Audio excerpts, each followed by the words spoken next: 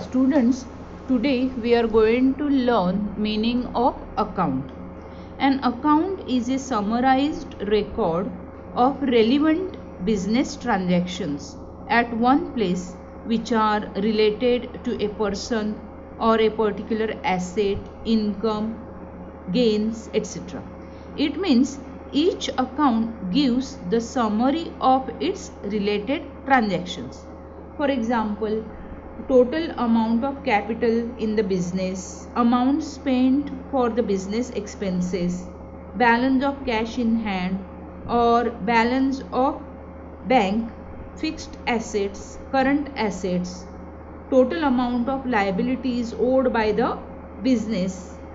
So all these can be found when we make the account. So account is the summary. When the journal entries are recorded in the journal, the second step is to prepare the account, and accounts are prepared in the book called ledger. So it is like a systematic debit or credit record of all the transactions in the books of accounts can give the businessman complete and accurate information about the business financial position. Next, we are going to study the classification of accounts.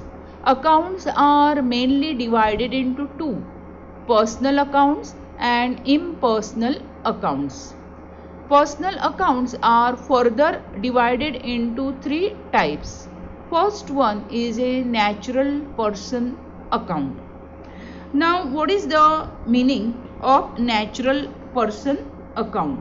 Next page, here they have given the explanation along with the example. These are the accounts of individual persons created by nature. For example, Rajesh account, Sumit's account, Shushma's account are the example given for natural person's account. Second is an artificial person's account. These are the accounts of persons created by provision of the law. The law gives the identity to certain organizations or associations to be an artificial person. So, account of any bank or any school or any hospital is the example of artificial person's account. Next one is the representative personal account.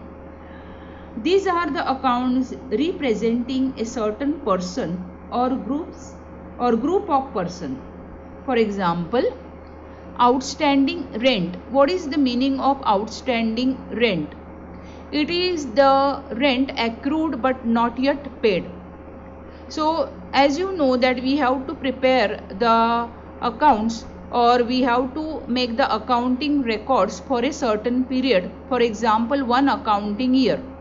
Suppose the rent is due for that accounting period but it is not yet paid, which is payable in the future, then it becomes the liability. So outstanding rent is the example of representative personal account. Then income received in advance. It means this income is related to the next accounting period but it is received well in advance. Next is prepaid wages. These wages are paid in advance for the next accounting period. Outstanding rent is just opposite of prepaid wages. In outstanding rent, the rent is payable for the current accounting period but it is not yet paid. While prepaid wages are related to the next accounting period but they are paid in advance. So any kind of accounts related to accrued expenses and prepaid expenses or income received in advance will be recorded under the heading representative personal account. Next is impersonal accounts. It is further divided into two, that is the real account and then nominal account. Real account is again divided into two. One is tangible real account. Second one is intangible real account. What is the meaning of tangible real account?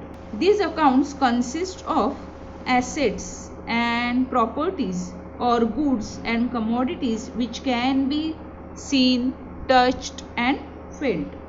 For example, land and building, machinery, goods, cash will be recorded under tangible real account.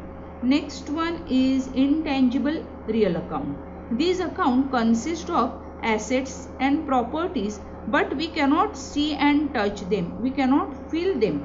However, they are capable of measurement in terms of money. Here they have given the example goodwill. Goodwill is the reputation of the business. We cannot see the reputation, but it is measured in terms of money. Then patents account. These are the copyrights or rights given by the law to the author or to the company so that others cannot copy their product. Then trademark account. It is the brand of the company. So all these are the examples of the intangible real account which we cannot see and touch, but they are measured in terms of money. The last one is the nominal account. So here in the chart you can see that the nominal account is given under the heading impersonal accounts. The nominal account is further divided into two: expenses and losses, incomes and gains. So all kinds of expenses incurred during the business activities and all kind of income and gain received during the business activities will be recorded under nominal account. So here they have given the examples: wages account, when wages are paid to the workers. Then stationery account, any kind of stationery purchased for the business. Salary account will be recorded under nominal account. Then if any commission received, discount received, interest received, it is an income for the business, that will also be recorded under the heading nominal account. Then while preparing the account, there are two sides. Left hand side of the account is called debit side, while the right hand side of the account is called the credit side. Next we are going to learn the golden rules for debit and credit. Students, this is very important. You have to understand these rules very well, then only you can pass the journal entries and then only you can learn to prepare the accounts. So these three types of accounts are recorded here, and all these three types of accounts have three sets of rules. First one is the personal account. As you know the meaning of the personal account, all the natural persons and artificial persons accounts are recorded under personal account. So we have to debit receiver's account. If the person is receiving the cash, if the person is receiving any goods or machinery, asset, then you have to debit that person's account. If that person is a giver, if he is giving the asset, if he is giving the cash, then you have to credit that person's account. Then the second rule is for the real account. Real accounts, we have seen there are tangible and intangible accounts. So debit what comes in. If the goods are purchased, it means goods are coming in the business, then you have to debit goods account. If machinery is purchased, then machinery comes in the business, so you have to debit machinery account. And credit what goes out. Suppose you have purchased the goods and in exchange you have given the cash. It means cash goes out from the business, then you have to credit cash account. So you have to remember that in case of real account, you have to debit the thing that comes in the business and you have to credit the thing which goes out of the business.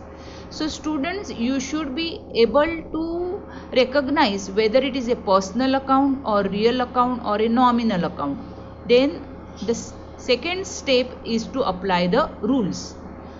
The last one is the nominal account, that is the account of expenses and losses, incomes and gains. So you have to remember, you have to debit all the expenses and losses, while you have to credit all the incomes and gains. So when the salary is paid to the staff, salary is the expenditure. In that case, you have to debit salary account. But when you pay the salary, cash goes out of the business. So you can see that two accounts are involved here.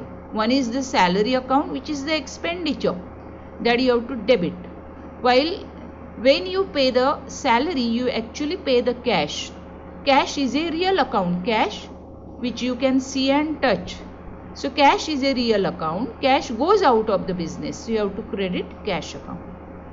So these are all the rules you have to remember while passing the journal entries and while making the accounts.